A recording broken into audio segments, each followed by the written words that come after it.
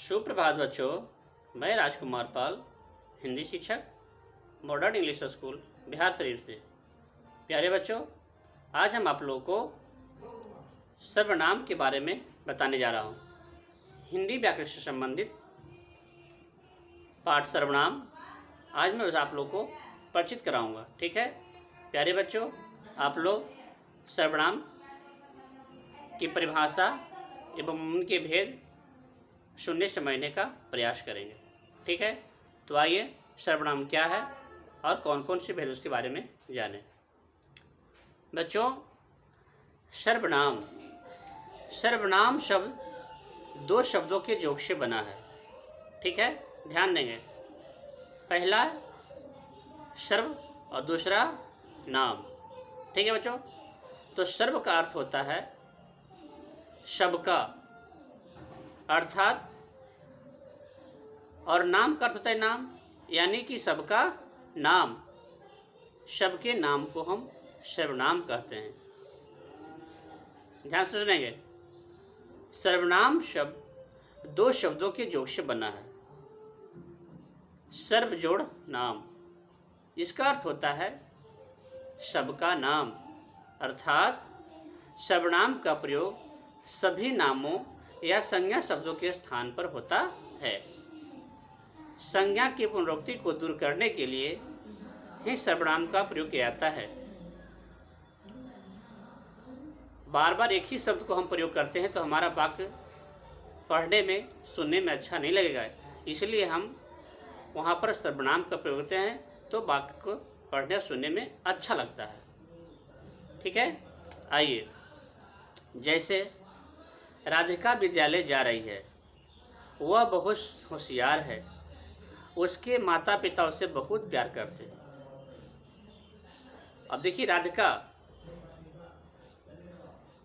राधिका जो है संज्ञा नाम है और वह जो है कैसे क्या है, बहुत होशियार है, तो वह किसके लिए आया? राधिका के लिए आया। और क्या है, उसके माता पिता, किसके? राधिका के माता पिता अगर लिखते हैं बार बार तो अच्छा नहीं लगता है, इसलिए हम क्या वहाँ लिखे? उसके माता पिता उसे बहुत प्यार करते हैं। यह वाक्य पढ़ने में अच्छा लग रहा है और वाक्य को अच्छा बनाने के लिए हम सर्वनाम का प्रयोग करते हैं। ठीक है बच्चों, अब आइए आगे देखिए। सर्वनाम की परिभाषा। संज्ञा के स्थान पर प्रयुक्त होने वाले शब्दों को सर्वनाम कहते हैं, अर्थात जो संज्ञा के स्थान पर प्रयोग किया जाता है उसे हम क्या कहते हैं? सर्वनाम कहते हैं। इसमें सर्वनाम कौन हो गया? वह और उसके और उसे, ये सब सर्वनाम था। ठीक है बच्चों, कहता है सुरेश छठी कक्षा में पढ़ता है, सुरेश कक्षा में सबसे अच्छा मित्र है, सुरेश परीक्षा में हमेशा प्रथम स्थान आता है, सुरेश अपनी कक्षा का गौरव है और सुरेश माता पिता का तारा है। यह इसमें बार बार सुरेश का प्रयोग किया गया है। यह वाक्य सुनने में अच्छा नहीं लगता है। अब देखिए, हम इसको शुद्ध करके पढ़ रहे हैं। सुरेश छठी कक्षा में पढ़ता है, वह कक्षा में सबसे अच्छा छात्र है, वह परीक्षा में हमेशा प्रथम स्थान प्राप्त करता है, वह अपनी कक्षा का गौरव है और अपने माता पिता की आंखों का तारा है।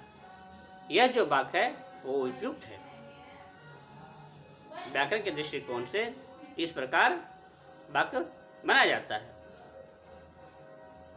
अब आइए, संज्ञा के स्थान पर प्रयुक्त होने वाला शब्द सर्वनाम कहते हैं। अब उसमें से कौन कौन सर्वनाम है ये भी जानें।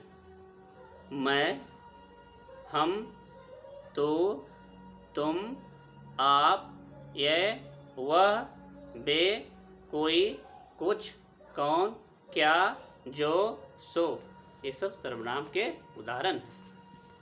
अब आइए सर्वनाम के भेद। ठीक है, सर्वनाम के 6 भेद होते हैं।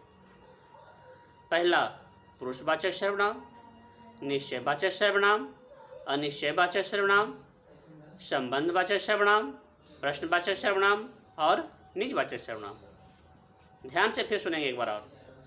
पहला पुरुषवाचक सर्वनाम, निश्चयवाचक सर्वनाम, अनिश्चयवाचक सर्वनाम, संबंधवाचक सर्वनाम, प्रश्नवाचक सर्वनाम और निजवाचक सर्वनाम। ठीक है बच्चों, तो ये था आपका सर्वनाम का भेद। अब आइए पुरुषवाचक सर्वनाम किसे कहते हैं। जिस सर्वनाम शब्द का प्रयोग वक्ता या लेखक स्वयं अपने लिए अथवा श्रोता के लिए या पाठक के लिए करता है तो वह पुरुषवाचक सर्वनाम कहते हैं। जैसे मैं स्कूल जा रहा हूँ, यानी स्वयं के लिए। क्या तुम क्या कर रहे हो, दूसरे के लिए।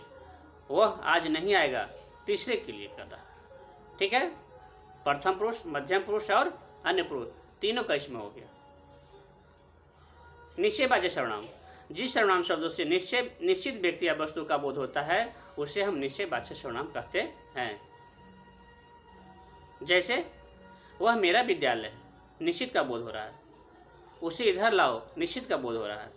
तीसरा, अनिश्चयवाचक सर्वनाम, जिस सर्वनाम शब्दों से निश्चित वस्तु या व्यक्ति का बोध होता हो उसे हम अनिश्चयवाचक सर्वनाम कहते हैं। ध्यान देंगे, अनिश्चयवाचक सर्वनाम, जिस सर्वनाम शब्दों से निश्चित व्यक्ति या वस्तु का बोध ना हो उसे हम अनिश्चयवाचक सर्वनाम कहते हैं। ठीक है, जैसे चाय में कुछ पड़ा है, कुछ से निश्चय का बोध नहीं हो रहा है, तो जहाँ निश्चय का बोध नहीं हो रहा अनिश्चयवाचक में आ गया। संबंधवाचक सर्वनाम, जिस सर्वनाम शब्दों का प्रयोग किसी संज्ञा सर्वनाम से संबंध बताने के लिए होता है उसे संबंधवाचक सर्वनाम कहते हैं। जैसे जैसा बोओगे वैसा काटोगे, जो परिश्रम करेगा वो पास होगा। ठीक है बच्चों, अब आइए पांचवा, प्रश्नवाचक सर्वनाम, जिस सर्वनाम शब्दों का प्रयोग प्रश्न पूछने के लिए होता है उन्हें प्रश्नवाचक सर्वनाम कहते हैं। जैसे तुम कहाँ जा रहे हो, तुम क्या पढ़ रहे हो इत्यादि, ये सब अगर रहेगा वाक्य में तो हम प्रश्नवाचक सर्वनाम समझ जाएंगे। ठीक है, अब आइए निजवाचक, जिस सर्वनाम शब्दों का प्रयोग बोलने वाला स्वयं के लिए करता हो यानी अपने लिए करता हो उसे निजवाचक सर्वनाम कहते हैं। जैसे वो अपने आप चला जाएगा, स्वयं का बोध कर रहा है। मैं अपना काम करूँगा, स्वयं का बोल रहा, अपने का बोल रहा, उसे हम निजवाचक सर्वनाम कहते हैं। ठीक है बच्चों, तो ये था सर्वनाम और उनके भेद और उनके परिभाषा भी जाना। अब इसी अच्छी तरह से ध्यानपूर्वक इसे देखें और याद करने का भी प्रयास करें। धन्यवाद।